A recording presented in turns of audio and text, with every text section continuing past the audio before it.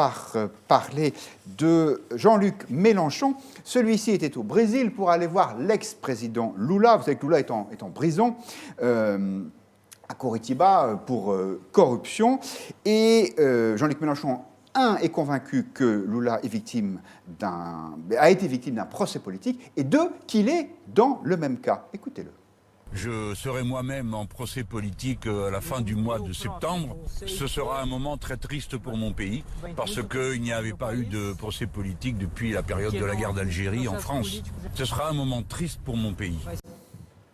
Judith Weintraub, ce procès, rappelons-le, c'est pas en principe un procès politique, c'est parce que Jean-Luc Mélenchon n'a pas collaboré avec la justice au moment d'une perquisition. Oui, enfin, pas collaborer, c'est encore un euphémisme, parce qu'il s'en est pris... C'est mon côté bienveillant. Voilà, il s'en est pris physiquement à un dépositaire de l'autorité judiciaire qui était là pour la perquisition. Il a dit à son entourage qui était là, enfoncer la porte. Bon, donc il y a des faits. Ça n'a rien d'un procès politique, mais en revanche, on retrouve la vieille stratégie de victimisation de Jean-Luc Mélenchon, l'ennemi étant la justice et les médias, parce il accuse aussi les médias de nourrir ce procès politique, notamment l'Express, par lequel il a appris qu'il serait jugé en correctionnel, alors que lui disait qu'il ne le savait pas encore. Et c'est une stratégie de victimisation qui constitue une diversion opportune au score de Manon Aubry, sa tête de liste aux européennes, 6,2. Et puis à des problèmes plus récents qu'on a vus cet été avec l'université d'été de la France Insoumise, les amphis de la France Insoumise, où il y a eu de sévères divergences entre partisans de la laïcité et communautaristes, et même des départs à cause de ça au sein de la France Insoumise. Divergence... Il y avait notamment un débat pour savoir si on pouvait légitimement critiquer l'islam ou être islamophobe ou pas. On pouvait se dire islamophobe ou pas. Et divergences sur lesquelles Jean-Luc Mélenchon s'est bien gardé de prendre la parole parce qu'il est très enquiquiné. Il est persuadé que si jamais il s'exprime, que ce soit dans un sens ou dans l'autre, il perd la moitié de son parti. Alors peut-être que l'un d'entre vous aura envie de venir en défense de Jean-Luc Mélenchon, mais en tout cas pour ça, il ne faut pas compter sur Gilles Legendre, le patron de La République En Marche à l'Assemblée. On a l'habitude, à chaque fois que Jean-Luc Mélenchon va en Amérique du Sud, il renoue avec une sorte de romantisme révolutionnaire, un peu narcissique, il se victimise. Je lui dirais juste une chose, Jean-Luc revient à Paris. Voilà, on t'attend. Vous l'attendez impatiemment. Non, mais si c'est pour dire des bêtises pareilles, il faut mieux qu'il reste à Paris. Guillaume Bernard, est-ce que vous avez un petit peu de sympathie pour ce romantisme révolutionnaire ? Pour le romantisme révolutionnaire d'Amérique du Sud, non, mais pour, je dirais, la stratégie de Mélenchon, je trouve ça plutôt bien joué et c'est la règle du jeu. Il y a une perquisition chez lui, il essaye de jouer effectivement à la victime. Alors évidemment, il a fait un mauvais sketch, hein, je suis la République. Non, il est au service de la République. Mais enfin, il faut quand même bien dire que par ailleurs, il y a des juges qui eux-mêmes pensent qu'ils sont la justice, alors qu'eux-mêmes ne sont qu'au service de la justice. Bon, ça a été dit, il est évident qu'il essaye de transformer cette procédure judiciaire comme un tremplin pour essayer de ressouder son camp politique, et c'est de bonne guerre. Donc par conséquent, sincèrement, je ne vois pas en quoi ce serait particulièrement scandaleux qu'il essaye de s'opposer, je dirais, enfin de déclarer que cette procédure est une procédure politique. Et puis encore une fois, il y a une perquisition chez lui. C'est la moindre des choses qu'il essaye de résister d'une certaine manière. Enfin, je veux dire, l'État est au service des citoyens et pas l'inverse. Donc d'une certaine manière, non, moi j'ai plutôt de la sympathie, là pour le coup, pour Jean-Luc Mélenchon et sa tentative un peu hasardeuse, il faut quand même bien le dire, d'essayer de ressouder son parti politique, parce que le fond du problème, c'est ça, c'est la divergence entre indigénistes et républicains, et c'est ça qui fait qu'aujourd'hui, Jean-Luc Mélenchon est dans une position compliquée. Ah oui, Matou, vous partagez ce début de sympathie de Guillaume Bernard. Je ne suis pas là pour avoir de la sympathie ou de l'antipathie. Non, mais je suis en désaccord avec un élément qu'a soulevé Judith Weintraub, qui est l'habitude de l'extrême gauche ou du camp de Jean-Luc Mélenchon de mettre en cause la justice. Pour suivre ça de près, c'est la première fois en fait qu'ils ont cette posture dans le camp de Mélenchon de mettre en cause la justice. jusqu'à présent, lors des affaires de Fillon ou lors des démêlés de Marine Le Pen avec la justice, il y avait toujours eu le discours de dire il faut respecter la justice, etc. Ah oui, c'est vrai, mais c'est la première fois que ça le concerne. Et alors voilà, mais je pense peut-être un indice, là. Mais bien sûr, mais justement, c'est un tournant important, il me semble. Mais je pense qu'il n'est pas tout à fait dépourvu. Alors il y a les outrances verbales, hein, évidemment, le procès politique, etc. Tout de suite, la guerre d'Algérie convoquée, bon, je laisse ça là. Et même Staline, hein. Au Brésil, il a parlé de Staline. Oui, bon, voilà, le parallèle avec Lula, etc. Non, mais il y a quand même des éléments intéressants. Par exemple, tous les gens qui s'intéressent un peu au sujet sont d'accord pour dire que la perquisition était totalement disproportionnée dans ses moyens, qu'elle est intervenue le jour d'un remaniement ministériel, qu'elle ne peut pas s'être faite sans que le ministère de la Justice soit au courant. Et dans le même temps, on a eu une indulgence assez spectaculaire de la justice s'agissant du gouvernement. Je vais donner quelques exemples. La perquisition chez Alexandre Benalla qui s'est arrêtée puisqu'on ne pouvait pas ouvrir le coffre dans lequel il y aurait peut-être des armes. Le procureur de Paris, Rémi Heitz, qui a été choisi par Emmanuel Macron contre l'avis de la garde des Sceaux, qui avait 3 autres candidats. Et plus récemment, on a eu le procureur de la République de Nice, qui a avoué lui-même qu'il n'avait disculpé la police dans le cas de l'affaire de Geneviève Leget pour ne pas embarrasser le président. Donc c'est vrai qu'il y a des éléments contre les oppositions, d'ailleurs il n'y a pas que Jean-Luc Mélenchon, il y a aussi Marine Le Pen, François Fillon, etc. Et s'agissant du gouvernement, qui quand même jette le trouble, peut-être pas seulement sur l'indépendance, mais sur l'impartialité de la justice. Et je pense que c'est quand même un élément intéressant à débattre. Isabello. Le révolutionnaire bolivarien qui est Jean-Luc Mélenchon ne peut plus nous parler de son pays favori, le Venezuela, puisque c'est une catastrophe planétaire qui nous a été décrite par les médias. Ce qu'il faut voir, c'est remettre peut-être les choses en perspective. À l'époque, Jean-Luc Mélenchon tente une stratégie assez fine. Rappelez-vous, à l'époque, c'était quand le leadership d'Emmanuel Macron, non, quand il a fait son grand cinéma.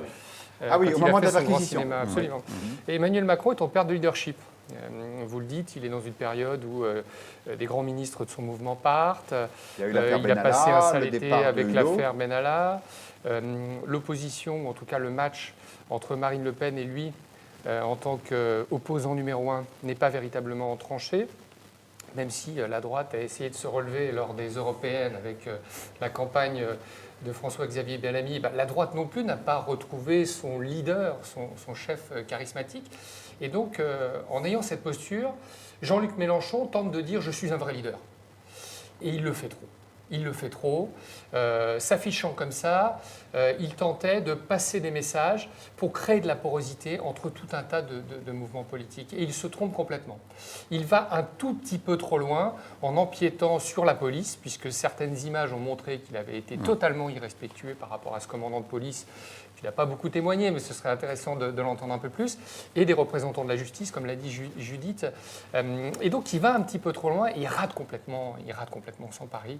Et il s'aperçoit 2 semaines plus tard que sa stratégie n'est absolument pas payante dans les sondages. Et à partir de ça, eh bien, s'enchaînent différentes catastrophes. Charles Girard n'est plus en phase avec certaines positions du mouvement. C'est un des cadres dirigeants qui s'en va exactement. De la France et insoumise. puis, un peu à l'image de ce parti... Alors, pardon, je vais faire des associations de concepts qui sont peut-être un peu bêtes, mais à l'image de ce parti socialiste qui, à l'époque, avait perdu Strauss-Kahn et est obligé de se réfugier dans les bras de François Hollande, finalement, Manon Aubry est désignée leader de la France insoumise, alors qu'elle n'était pas du tout armée pour faire ça. Jean-Luc Mélenchon, à l'époque, quand il fait ce pari-là, il est dans cet état d'esprit. Eh bien, il est très faible aujourd'hui. Il est affaibli et je crois qu'en plus, il n'a pas la volonté de reprendre les rênes de ce mouvement. On voit bien qu'il a peut-être la tentation de Carla Bruni à nouveau, hein, parce que vous vous rappelez qu'il avait quand même concédé écouter les albums de Carla Bruni quand il était un peu, non pas nauséeux, mais sans doute un peu triste. Donc, il est dans cette situation-là. Si demain, il est embastillé et qu'il essaye de se décrire comme un Mandéluchon, donc maintenant, ce serait le Mandela de la France, je pense qu'il en fait un peu trop. Personne n'est dupe. Et puis, politiquement, qu'est-ce qu'il offre pour la prochaine grande échéance électorale, qui sont les municipales, sachant qu'on sait très bien que LFI et les municipales, je parle toujours sous le contrôle de Judith là, c'est absolument pas le scrutin qui leur va. Donc c'est vrai que les prochaines étapes sont très mauvaises pour ce mouvement qui se porte mal. Judith Van Traub, Adrien Matou faisait état d'indices de politisation de la justice. Ça vous paraît être une inquiétude ou un soupçon justifié ? Ça me paraît, oui, mais ça n'empêche pas d'ailleurs. On peut trouver que Jean-Luc Mélenchon n'est pas victime d'un procès politique et que par ailleurs certains juges se conduisent de façon partiale. On l'a vu par exemple avec les affaires Sarkozy. La façon dont le juge Tournaire a mené son instruction, notamment dans l'affaire libyenne, notamment dans l'affaire libyenne, de 2007. a été l'objet de critiques étayées de la part notamment du journal du dimanche qui a sorti vraiment des éléments jetant un doute très fort sur mais comme sur les perquisitions sur le juge Tournaire pour Mélenchon. Ouais. Donc effectivement, il y a un doute sur la justice quand elle a affaire sur des juges. J'aime pas dire la justice parce que je crois pas que la justice comme l'éducation nationale. Voilà. Mais il y a aussi au-delà de les juges, il y a le lien entre le parquet et le gouvernement, par exemple. Il y a quand même un lien de subordination directe pour le coup. Sauf que justement, dans le cas du juge Tournaire, c'est pas ça qui est soupçonné. Oui, bien sûr. C'est pas ça qui est mis en cause. Mais là, je pensais plus aux perquisitions pour le coup. C'est la partialité du juge lui-même. Bien sûr. Alors, on rappelle que les perquisitions, elles sont faites à la demande du parquet et sous contrôle du procureur ou de son représentant. On passe à un sujet économique, si vous le voulez bien. La compagnie Aigle Azur, c'est une compagnie aérienne que connaissent bien notamment ceux qui vont en Afrique du Nord. Cette compagnie, on le savait, connaissait de grandes difficultés. Aujourd'hui, elle est carrément en faillite. Ce qui est d'ailleurs bien malheureux pour les pauvres passagers qui sont bloqués dans des pays étrangers qui ne peuvent plus revenir en France puisque les vols sont interrompus. Et la question se pose déjà, est-ce que l'État doit intervenir pour aider cette entreprise qui a des capitaux privés comme on pouvait s'y attendre, c'est le souhait des syndicats, par exemple la Fédération Force ouvrière des transports, qui considère que le ministère justement des Transports doit prendre toutes ses responsabilités. Eh bien, on va l'écouter, le ministère des Transports, en la personne de son nouveau secrétaire d'État. Il vient d'arriver au gouvernement, c'est Jean-Baptiste Djebari. Il était ce matin sur RTL et pour lui, il ne serait pas illogique que l'État accompagne ou essaie de susciter des projets de reprise. Écoutez. D'abord, l'État a gelé un certain nombre de dettes sociales et fiscales de manière à préserver l'activité le plus longtemps possible pour permettre notamment le rapatriement des passagers et la continuation de l'activité. Ensuite, l'État, et c'est son rôle quand même principal, s'assure de la sécurité des vols. Il faut que les vols qui sont réalisés puissent être faits en toute sécurité. L'État accompagne ou tente de susciter les projets de reprise, et ça, on en parlera peut-être un tout petit peu plus tard. Et effectivement, il y a un système d'entraide internationale dès lors qu'une compagnie est en cessation de vol, qui fait que les compagnies aériennes peuvent affréter des vols. Guillaume Bernard, une entreprise privée qui fait faillite, est-ce que c'est le rôle de l'État d'aider à des repreneurs au-delà des questions de sécurité, dont évidemment on peut penser qu'elles sont légitimes? En principe, non. Oui, je vous étonne puisque je ne suis pas libéral, mais je vous le dis, mais je vous prends à contre-pied aujourd'hui. Vous avez quand même dit en principe au début, donc je sens qu'il va y avoir un codicile. La précision, c'est est-ce qu'il s'agit d'une activité qui relève de la puissance de l'État ? Est-ce qu'il s'agit d'une activité économique qui concerne l'aménagement du territoire ? Je crois que l'État a toute sa place et doit nécessairement intervenir lorsqu'il s'agit de l'indépendance nationale, lorsqu'il s'agit d'une activité industrielle, par exemple, qui contribue à l'indépendance du pays. En revanche, pour ce qui concerne une compagnie aérienne, je ne suis pas certain qu'il y ait absolument la nécessité que l'État se substitue aux acteurs privés et semble-t-il, à une défaillance dans la gestion de cette entreprise. Alors, que l'on s'occupe de rapatrier nos compatriotes, ça c'est une des premières choses. Pas tous les clients de la compagnie. Il ne s'agit pas d'assurer aux frais du contribuable français tous les vols qui étaient prévus et qui avaient été vendus.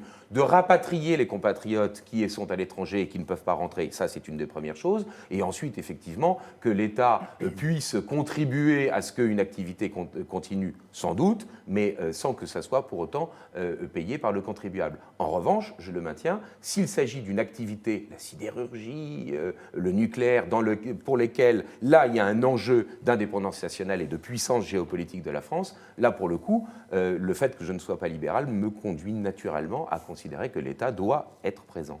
Alors, nos internautes sont sur la même longueur d'onde que vous, cher Guillaume Bernard, puisque à la question posée sur Twitter, l'État doit-il sauver Aigle Azur, vous êtes 71% à répondre non. Alors, avant de continuer le débat, je vous propose d'écouter un autre argument qui pourrait plaider en faveur d'un soutien public à cette compagnie privée, c'est qu'il y a de moins en moins d'opérateurs aériens sous pavillon français. Écoutez, Martin Surzur, c'est le président du syndicat des pilotes d'Aigle Azur. Plus largement, on peut regretter que la France, berceau de l'aviation, soit en passe de devenir le pays européen au pavillon le moins étoffé, réduit bientôt à la seule compagnie Air France. Il faut savoir que XL Airways va très mal, Corsair ne va pas forcément tellement mieux. Donc Air France risque d'être encerclée par la concurrence européenne et donc menacée à moyen terme dans son intégrité.